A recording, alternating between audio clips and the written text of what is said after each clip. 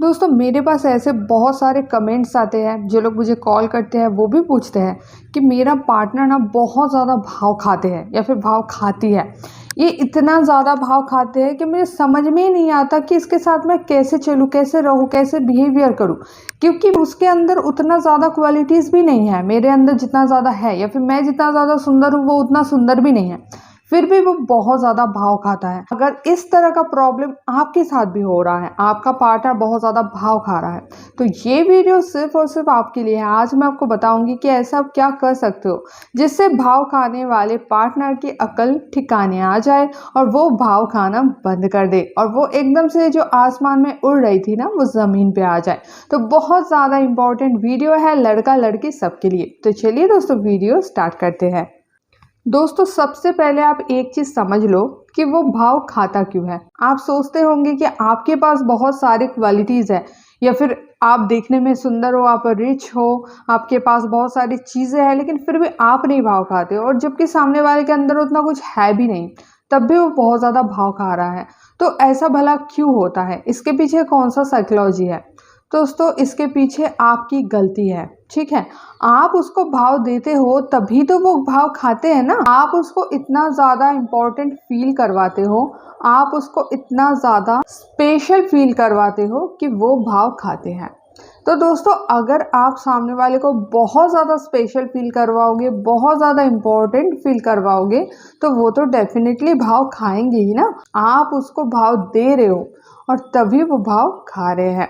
देखो दोस्तों, किसी को इम्पोर्टेंट फील करवाना कोई गलत बात नहीं है। हालांकि मेरे बहुत सारे वीडियोस में ये पॉइंट है कि सब कोई अपने आप को इम्पोर्टेंट समझते हैं। तो अगर आप सामने वाले को इम्प्रेस करना चाहते हो बहुत जल्दी, तो आप उसको इम्पोर्टेंट फील करवाओ। लेकिन दोस्तों कोई भी चीज़ ज़्यादा सही नहीं होता है। अगर आप किसी इंसान को इम्प्रेस करने के चक्कर में बहुत ज़्यादा उसको इम्पोर्टेंस दोगे तो फिर वो एक्सट्रीम हो जाता है और तभी उसका भाव बढ़ जाता है। वो खुद को कहीं का शहंशाह समझने लगता है, या फिर वो खुद को स्वर्ग से उतरी हुई अप्सरा समझने लगती है। तो आपको क्या करना है? देखो दोस्तों, आपको सामने वाले को एक लिमिट तक ही उसको भाव देना है, या फिर एक लिमिट तक ही आप उसको इम्पोर्टेंस दे सकते हो, एक लिमिट तक ही आप उसको स्पेशल फील करवा सकते हो। अगर कोई भी चीज़ लिमिट में हो ना तो वो सही होता है। तो आपको क्या करना पड़ेगा? आपको लिमिट लगाना पड़ेगा। अब बात यहाँ पे ये आता है कि हम लिमिट कैसे लगाएं, और ऐसी कौन सी हरकतें हैं जिसकी वजह से पार्टनर को हम भाव दे देते हैं खुद के ही अनजाने में। ऐसा भी आपको लग सकता है ना कि ऐसा हम क्या करते हैं उसको भाव देने वाला काम। दोस्तों आप जो सबसे बड़ी गलती करते हो ये है दोस्तों, आप सामने वाले को बहुत ज़्यादा सॉरी बोलते हो, और कभी कभी तो आप उसको उसकी गलती पर भी सॉरी बोल देते हो। मान लो आप दोनों का झगड़ा हो गया और आपको पता है, भली भांति पता है कि पार्टनर की गलती है, तब भी जाके आप ही सामने से उसको सॉरी बोलते हो, और उसको आप ऐसा दिखाते हो कि सॉरी यार, माफ़ कर दो, ऐसा आगे से नहीं होगा, तुम सही हो जाओ, तुम ठीक हो जाओ, तुम नॉर्मल हो जाओ। तो पार्टनर को क्या फील होगा? पार्टनर को ये फील होगा कि अगर मेरे गलती होते हुए भी पार्टनर इतना ज़्यादा तड़प रहा है तो फिर पार्टनर मुझे छोड़कर कभी भी नहीं, कहीं भी नहीं जा सकता। और ये चीज़ जैसे उसके दिमाग में एकदम से गांठ हो जाता है, तो वो फिर आपको ग्रांटेड लेना शुरू कर देते हैं और उसका भाव बढ़ जाता है।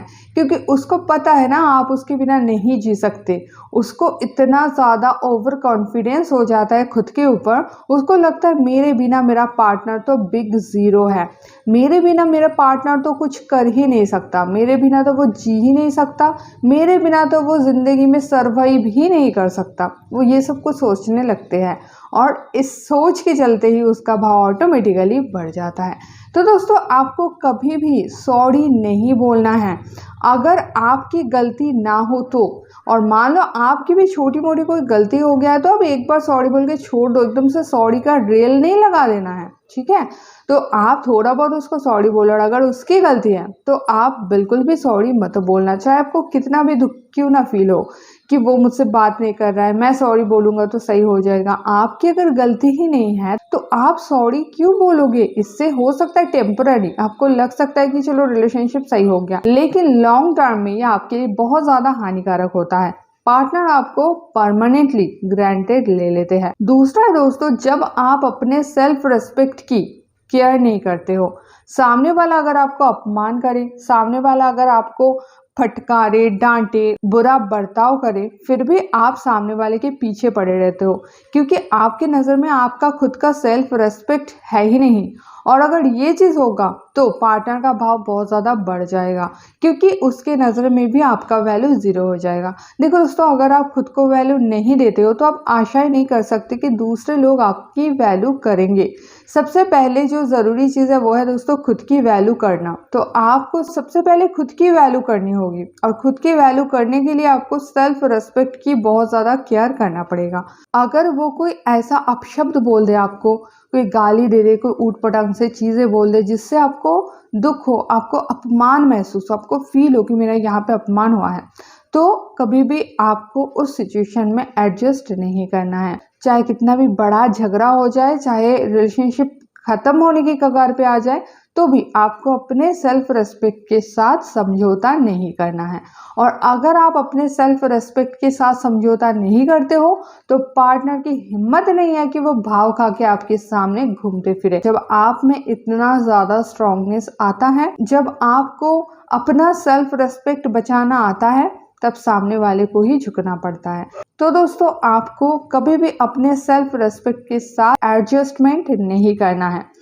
तीसरा है दोस्तों, आपकी जो हरकतें होता है ना, मतलब उसके प्रति जो आपके बिहेवियर होता है, आप उसको बहुत ज़्यादा शेरो शायरी करके भेजते हो, आप उसको बहुत ज़्यादा ये चीज़ शो करवाते हो कि आप उसके बिना नहीं जी सकते, नहीं रह सकते।